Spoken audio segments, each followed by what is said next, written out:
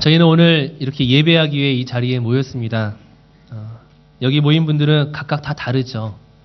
살아온 환경도 다르고, 취미도 다르고, 관심사도 다르고, 배운 정도도 다르고, 물질도 다를 것입니다. 다 정도의 차이가 있지만, 그럼에도 불구하고 우리에게 하나의 공통점이 있다면, 바로 예수님을 믿는 그 믿음입니다. 그 믿음 때문에 우리가 이 자리 가운데 있죠. 하지만 그럼에도 불구하고 그 믿음조차도 사실 우리마다 다 다를 것입니다. 다 똑같지가 않죠.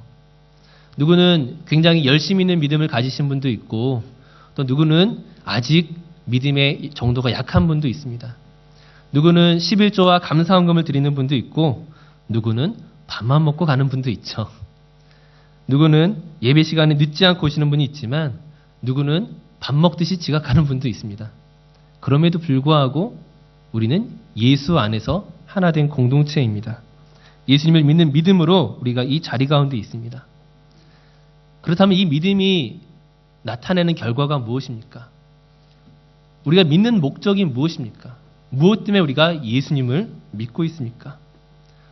오늘 본문에도 잘 나타나 있지만 구원을 얻기 위해서죠.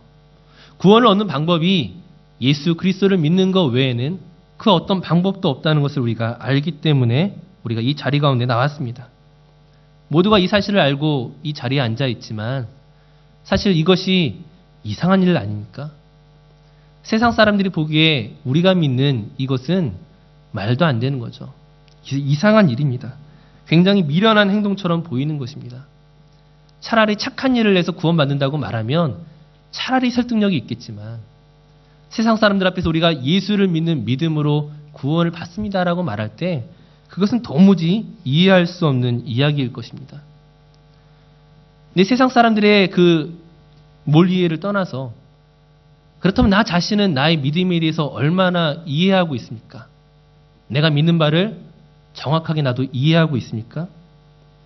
이해한다는 것이 무엇입니까? 이해한다는 것은 논리적으로 설명할 수 있어서 그것을 설명하고 설득하고 납득시킬 수 있는 것이 바로 이해입니다.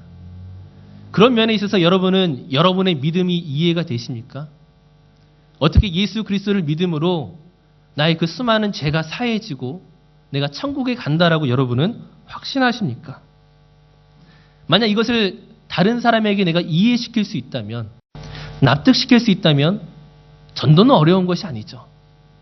하지만 다른 사람을 납득시킬 수 없는 이것, 그것이 사실 나에게 있어서도 납득이 됩니까? 내가 예수를 믿고 있다는 사실이 납득이 됩니까? 정말로 예수를 믿는 믿음으로 말미암아 내가 구원받는다는 그 사실이 내 안에서 나에게 설명이 되고 있느냐 하는 거예요. 논리적으로 불가능한 설명이죠. 그럼에도 불구하고 우리가 믿음을 인정하고 믿음을 가졌다라고 고백할 수 있는 것은 하나님께서 나의 영혼에게 찾아오셨기 때문입니다. 나도 이해가 안 되는데 어떻게 세상적으로 보기에는 말도 안 되는 이 내용을 내가 믿고 있는지 이해가 안 되는데 나는 나에게 찾아오신 그 하나님을 부인할 수가 없다는 것이죠. 내가 죄인이라는 사실이 깨달아지고 예수 그리스도 그 십자가의 보혈의 능력으로 내가 구원받았다는 사실이 나의 영혼이 알고 있음을 부인할 수가 없기에 오늘 우리가 이 자리 가운데에 나와 있는 것입니다. 그것은 사도 바울이 다메섹 도상에서 어떤 특별한 사건을 경험하고 하나님을 만났던 그것만을 말하는 것이 아니라 그것이 모태신앙이든 그것이 따뜻한 신앙이든 또는 미적지근한 신앙이든 예수님을 부인하지 못하고 이 자리에 나와 있는 것이 사실은 그것을 증명하는 유일한 방법일 수도 있습니다. 우리가 예배당에 가지 않고 예배드리지 않고 골프장에 가서 골프를 치면 어떻습니까? 마음이 불편하죠. 뒤통수가 서늘서늘합니다. 그래서 이 자리 가운데 나온 분이 있다 할지라도 그것조차도 사실은 우리가 이해할 수 없는 일들입니다. 이해할 수 없는 이 믿음이 하나님 우리를 두렵게 하시거나 내가 단지 벌 받을까 봐 무서워서 온 것입니까? 그런 게 아니라는 거죠. 믿음은 우리가 두려움으로 온 것도 아니고 또는 우리가 예배드리는 것을 일어나서 어떤 좋은 것들을 얻기 위해서 온 것도 아닙니다. 그럼에도 불구하고 우리는 이 자리 가운데 있습니다. 분명히 우리는 하나님께 항복하였고 하나님을 고백하였고 예수 그리스도를 나의 구주로 고백하였고, 그럼에도 불구하고 이 모든 신앙에 있어서 이해가 여전히 되어질 수가 없다는 거예요. 나 자신도 내가 왜 하나님께 항복했는지 이유를 알지 못하는 바로 그런 믿음이 우리의 믿음일지도 모릅니다. 어떤 분은 확신 가운데 말할지도 몰라요. 나는 정말로 믿고 있다고. 나는 어쩔 수 없이 온 것이 아니라, 의심 가운데 온 것이 아니라 난 분명한 확신과 믿음을 가지고 이 자리 가운데 나왔다고 말하는 사람도 있을지 모릅니다. 하지만 내 믿음을 가지고 그런 믿음의 삶을 살아가고 있습니까? 내가 확신하는 것처럼 이 세상에서 정말 하나님만을 소망하고 모든 문제를 하나님 앞에 맡기고 두려움 없이 살아가고 있느냐 하는 거예요. 만약 그렇게 한다면 그 사람의 믿음을 증명할 수 있을지 모르겠지만 우리는 우리의 믿음을 증명할 방법이 없다는 거예요. 왜냐하면 우리는 세상에 나가면 말씀대로 살지 않기 때문입니다. 말씀을 붙잡고 두려움 없이 살아가는 것이 아니라 사실은 세상과 구별되지 않는, 어떻게 보면 그들과 똑같은 모습으로 살아가고 있는 것이 나의 모습일 수가 있다는 거예요. 우리가 매 주일마다 교회에 와서 어떤 기도를 하십니까? 늘 우리의 기도 속에서 나오는 그 고백들은 회개 기도잖아요.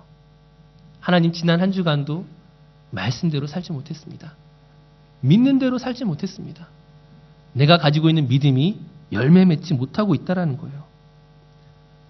늘 주일날 와서는 지난 한 주간 지었던 그 죄를 씻어버리고 또다시 돌아가서 또다시 죄를 짓고, 다음 주일날 되면 또다시 교회에 와서 나의 죄를 씻어내지만 늘 이것만을 반복할 뿐이지 내가 선택했던 그 믿음, 내가 선택했던 그 결단이 열매로 맺지 못하는 것들을 우리는 보게 됩니다.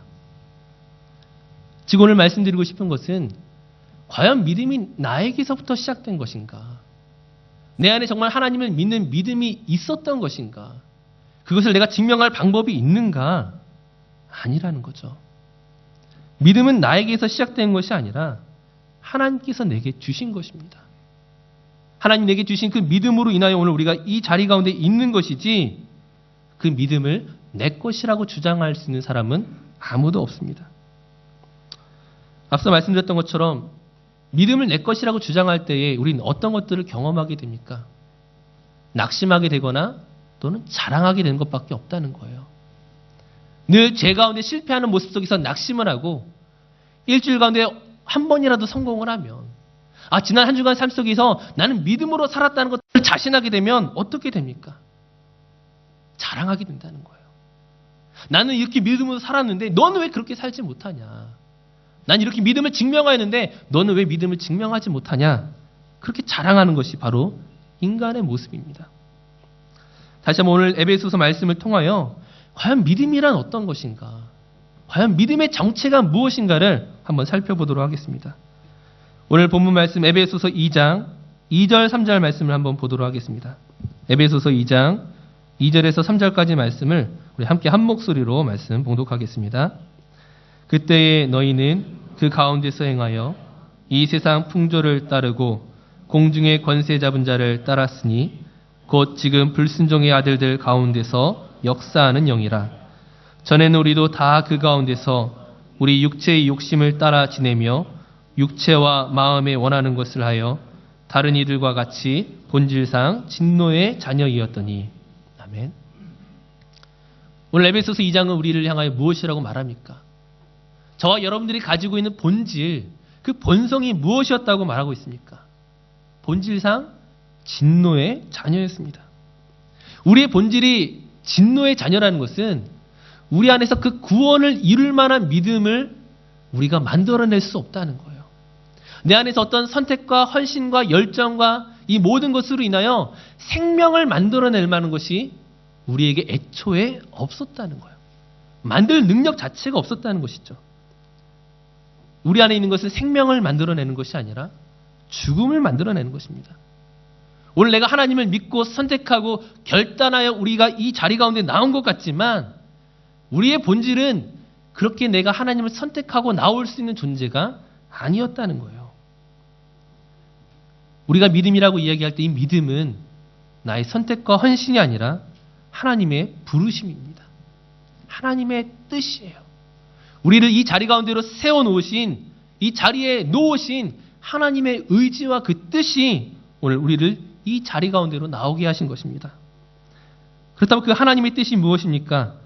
오늘 본문 4절 5절 말씀입니다. 에베소서 2장 4절에서 5절까지 말씀을 한번 같이 다시 한번 읽겠습니다.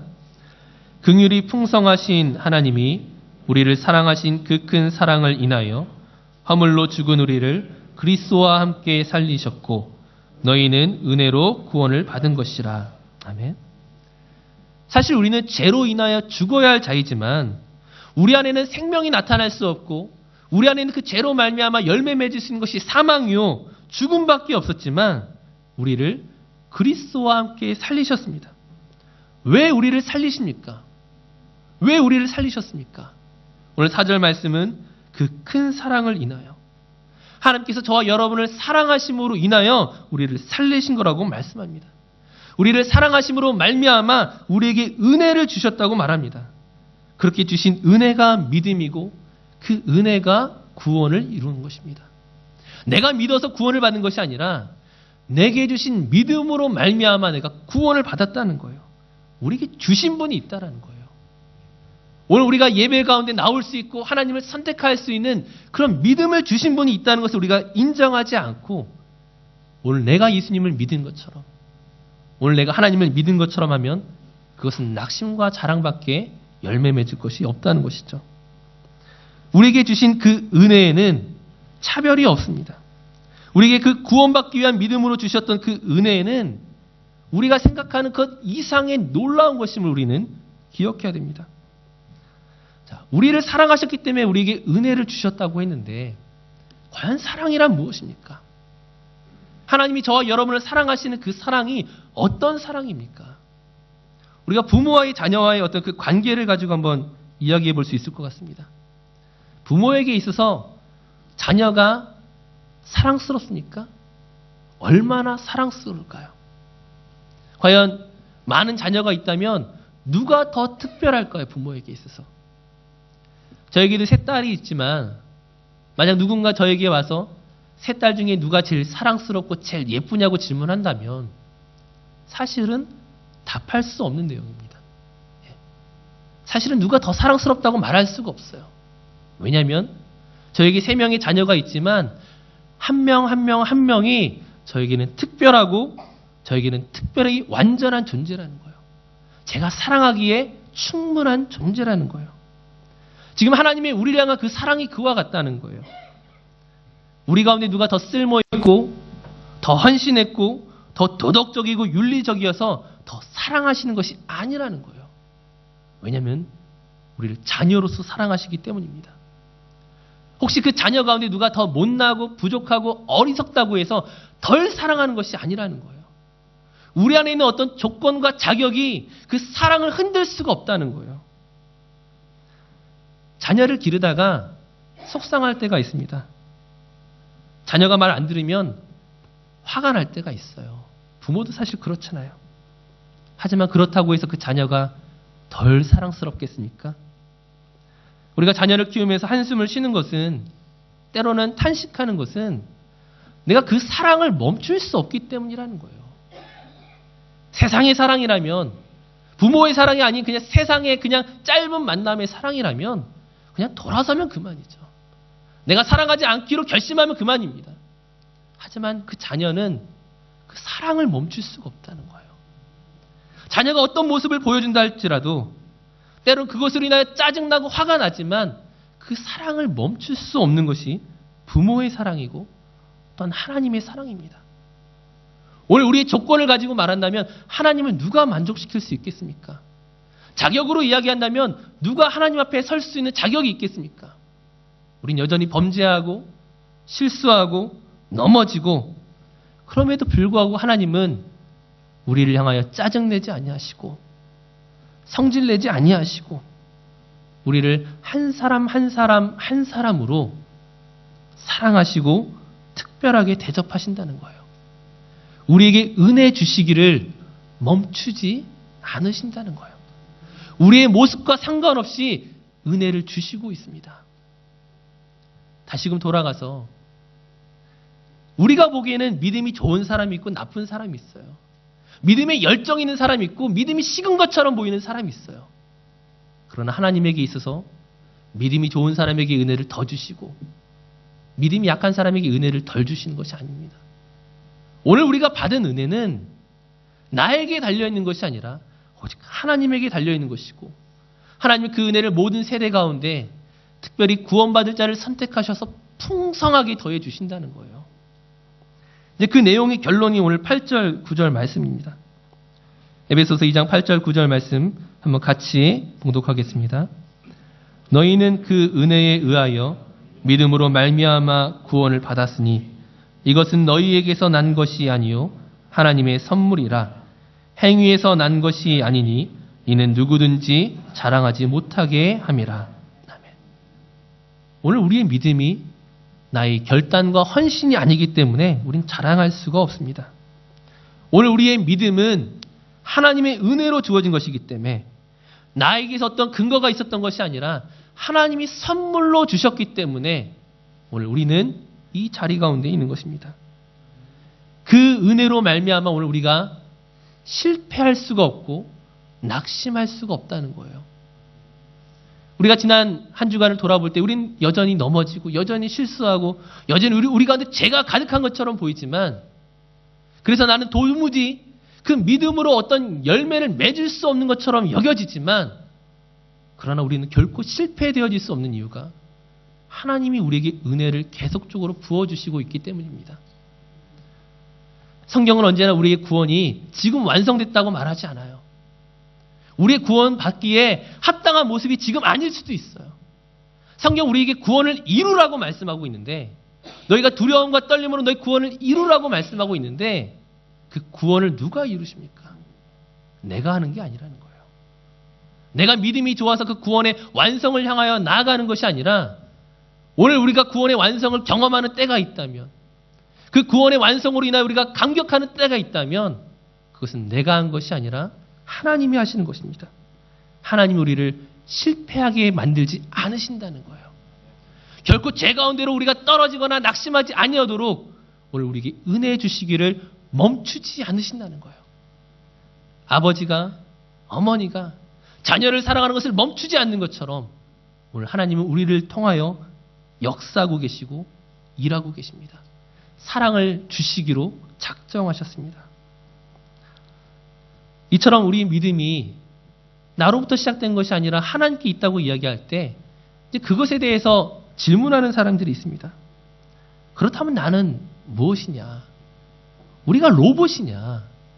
믿음이 나에게 근거하지 않고 하나님이 모든 믿음을 주시고 모든 믿음에 대해서 다 결정해 버린다면 그렇다면 내가 믿는 것이 무엇이냐? 내가 할 일은 무엇이냐? 내가 할 것이 과연 남아있느냐? 그렇게 질문하는 사람이 있습니다. 이제 그 질문에 대한 성경의 대답이 오늘 10절 말씀입니다. 에베소서 2장 10절 말씀으로 함께 같이 봉독하겠습니다.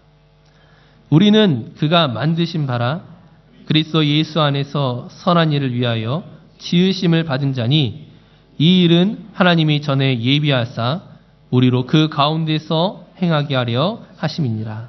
아멘. 우리가 행하기 이전에 우리가 믿음으로 살아야 되는 어떤 행함 이전에 하나님께서 우리를 어떻게 하셨습니까? 우리를 새롭게 창조하셨죠.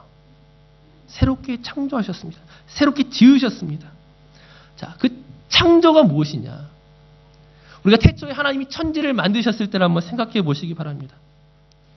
하나님 천지를 창조하실 때에 누구와 이것을 상의해서 하십니까? 하나님 천지를 창조하실 때에 어떤 것들을 보시고 그것에 대한 결론으로 창조를 하십니까? 창조는 누군가와 상의해야 할 일들이 아니라는 거예요. 창조는 하나님의 주권입니다. 오직 하나님만이 하실 수 있는 일들이라는 거예요. 마찬가지로 지금 새로운 창조요. 오늘 저와 여러분을 죄의 가운데서 그대로 내버려 두시지 아니하고 새로운 피조물로 우리를 창조하실 때 그 창조는 누구의 영역입니까? 하나님의 영역이라는 거예요. 하나님의 주권이라는 거예요. 그 창조를 함에 있어서 우리와 상의하실 이유가 없고 오늘 우리의 어떤 모습을 근거로 할 이유가 없습니다. 우리 안에 있는 어떤 자격과 근거로서 창조하신 것이 아니라 하나님의 그 주권 가운데 은혜로 창조하셨습니다. 다시금 창조의 때로 돌아가서 하나님 천지를 창조하시고 난 이후에 사람을 만드시고 난 이후에 그 사람에게 무엇이라고 말씀하십니까? 명령을 하시죠. 네가 에덴 동산을 어떻게 다스려야 하는지, 어떻게 모든 만물 가운데 이름을 지어야 하는지, 네가 동산 중앙에 있는 그 선악과는 왜 먹으면 안 되는지 하나님이 우리에게 명령을 주십니다. 그 주신 명령에 대해서 우리는 어떻게 합니까? 그 명령을 지키기로 내가 선택할 수도 있고 그 명령을 순종하지 않기로 선택할 수도 있습니다. 하지만 내 선택에 대한 책임은 내가 지게 되는 것이죠. 마찬가지로 오늘 우리가 예수 그리스도 안에서 새롭게 창조되어진 것은 하나님이 하신 일이었습니다. 내 안에 있는 어떤 근거가 아니라 내가 믿었기 때문이 아니라 내가 착하기 때문이 아니라 하나님의 주권을 가지고 우리를 그리스도인 되게 우리를 새로운 피조물로 우리를 만드셨지만 그것으로 끝나는 것이 아니라는 거예요. 새롭게 창조된 우리가 하나님의 명령을 지켜야 됩니다. 그 하나님의 명령에 우리가 어떻게 선택할 것인지 어떻게 책임을 져야 할 것인지 우리에게 다시금 주어졌다는 거예요. 그리고 10절 말씀에서처럼 우리를 무엇하라고 하십니까? 예수 안에서 선한 일을 하라고 말씀하십니다. 그럼에도 불구하고 우리가 놓치지 말아야 할 것은 우리가 예수 그리스도를 닮아가야 되고 예수께서 기뻐하시는 하나님이 기뻐하시는 선한 일들을 해야 되지만 그러나 우리를 새롭게 만들었던 그 재창조의 시작은 내가 아니라 하나님이라는 거예요. 오늘 하나님이 내게 은혜 주시지 않고서는 내가 이 자리 가운데 나올 수 없다는 것을 기억하시기 바랍니다. 오늘 하나님의 은혜로 말미암아 오늘 내가 이 자리 가운데 왔습니다. 사실 우리가 예수님을 믿는다고 해서 더 착합니까? 세상 사람들과 비교해서 더 선합니까? 그렇지 않잖아요. 우리 자신의 모습을 돌아보면 내가 과연 그리스도인이 맞는가? 늘 절망스러울 때가 너무나 수없이 많습니다. 하지만 나를 바라보지 마시고 내 안에 어떤 근거와 기준이 있는 것이 아니라 하나님이 나를 이 자리 가운데 불러 모았구나. 하나님 나를 이곳 가운데 인도하셨다는 그 사실을 믿으시기 바랍니다. 옆에 계신 분들 한번 바라보세요. 선한 사람이 있으니까? 참 믿음 좋은 사람이 있으니까? 너무 오래 쳐다보시면 시험 듭니다. 옆에 사람 그만 보시고. 우리에게는 선한 것이 나올 수 없어요. 우리 안에 믿음이 있을 수가 없다는 거예요. 내 믿음이 아니라 하나님이 주신 은혜에 의한 믿음이기 때문에 그래도 감사하고 정말 하나님을 찬양하고 하나님을 기뻐함으로 고백할 수 있는 것입니다. 언제나 하나님께서는 우리에게 요구하시는 부분들이 있어요. 계속적으로 말씀드리지만 우리가 새롭게 창조된 이후에 그리스도인 되고 난 이후에 우리는 분명히 예수 그리스도를 닮아 선한 일을 해야 되는 책임이 우리에게 있습니다. 우리가 언제 그 책임을 온전히 질 수 있을지, 우리가 언제쯤에 정말 하나님이 기뻐하시는 그런 선한 그리스도인이 될 수 있을지 우리는 자신할 수 없지만, 나로서는 불가능한 것 같지만, 구원받기에 합당한 것 같지 않지만, 그러나 하나님께서 이 일들을 하실 것임을 믿음으로 선포하시기 바랍니다. 오늘 내가 이 자리에 있는 것만으로도 너무나 놀라운 일입니다. 정말로 기이한 일이에요. 내가 어떻게 이 자리에 있을 수 있는가? 어떻게 도무지 설명할 수 없는, 도저히 납득되어지지 않는 그 진리를 내가 어떻게 고백하고 하나님께 항복하였는가? 하나님의 은혜가 아니고서는 불가능한 일입니다. 하나님의 은혜가 아니고서는 도저히 설명할 수 없는 일입니다. 다시 한번 내 안에 있는 근거를 이제 버리시기 바랍니다. 내 안에 있는 자랑도 버리시기 바라요. 내 안에 끊임없이 실패함으로 낙심되고 절망되었던 그 생각들도 버리시기 바랍니다. 하나님 안에서 소망을 가지시고 하나님의 그 주권과 약속과 작정하심과 우리를 향하여 끊임없이 사랑하기로, 우리에게 끊임없이 은혜를 주시기로 결정하시는 그 하나님의 은혜를 우리 마음 깊은 곳에서 누리시고 받아 경험하실 수 있는 저와 우리 모든 성도님들 되시기를 간절히 바라겠습니다. 이제 우리 함께 기도했으면 좋겠습니다. 우리 안에 선한 것이 없습니다. 우리 안에 믿음도 사실은 나로부터 시작될 수 있는 것이 없습니다. 하나님, 어찌하여 나 같은 사람을 선택하여 그 놀라운 비밀을 믿게 하셨습니까? 도무지 다른 사람에게 설명할 수 없는, 아니 나 자신도 납득되어지지 않는 이 놀라운 비밀을 왜 나의 영혼에 찾아오셔서 이것을 알게 하셨습니까? 그럼에도 불구하고 여전히 또다시 실패하고 마치 믿음 없는 사람처럼 죄를 짓는 나의 연약함을, 나의 무지함을 용서하여 주시옵소서. 나를 향한 그 사랑을 멈추지 말아 주시옵소서. 나를 향한 그 은혜 부어주심을 멈추지 말아 주십시오. 그리고 하나님이 기뻐하시는 그 모습으로 닮아갈 수 있도록 우리에게 힘으로 더하여 주시옵소서. 우리 함께 소망하며 함께 기도하시겠습니다.